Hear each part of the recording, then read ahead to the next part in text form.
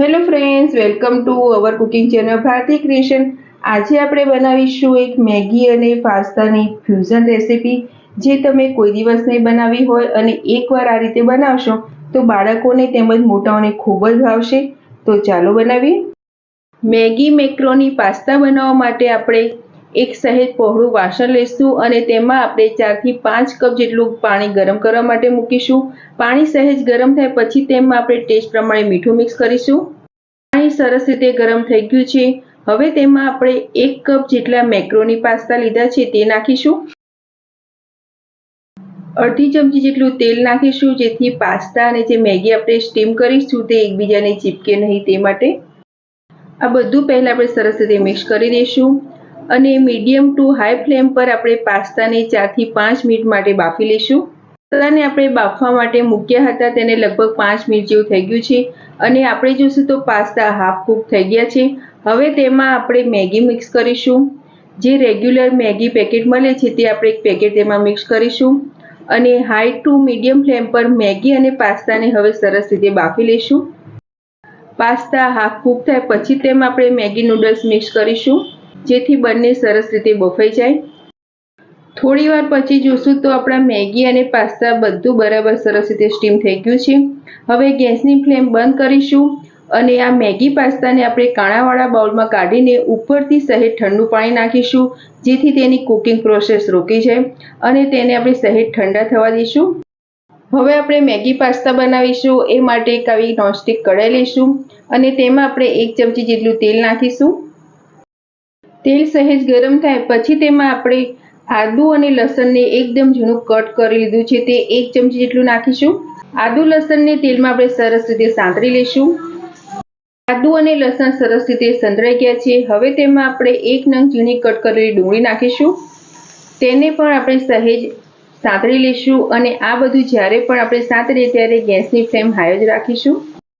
ડુંગળીને આપણે એકાદ મિનિટ જેવું સરસ રીતે તેલમાં સાંતળી લીધું છે અને આપણે જોઈશું તો ડુંગળી સહેજ ટ્રાન્સફર પણ થઈ ગઈ છે. તેમાં હવે 1 નંગ ઝીણું કટ કરેલું ટામેટું મિક્સ કરીશું. તેને પણ આપણે સારી રીતે ટમેટાને સાંતળી લઈએ. તેમાં આપણે અત્યારે ટેસ્ટ પ્રમાણે મીઠું મિક્સ કરી દઈશું અને ટમેટાને પણ આપણે મીડિયમ ટુ હાઈ ફ્લેમ પર સરસ રીતે સાંતળી લઈશું, તેથી તે સરસ રીતે સોફ્ટ થઈ જાય. તેને આપણે સતત કન્ટિન્યુઅસ ચલાવતા રહીશું. 3 થી 4 મિનિટ પછી જોશું તો ટમેટા આપણા સરસ રીતે સોફ્ટ થઈ ગયા છે. હવે તેમાં આપણે બાકીના મસાલા કરીશું.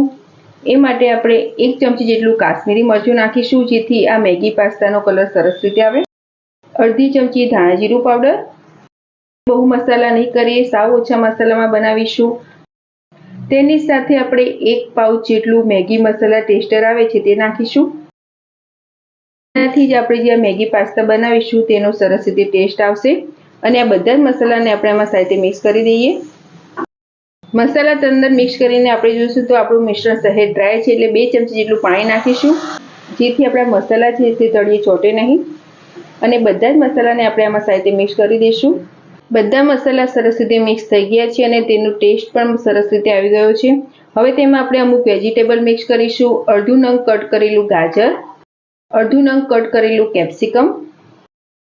તેની સાથે આપણે અડધી ચમચી જેટલા ચીલી ફ્લેક્સ મિક્સ કરીશું.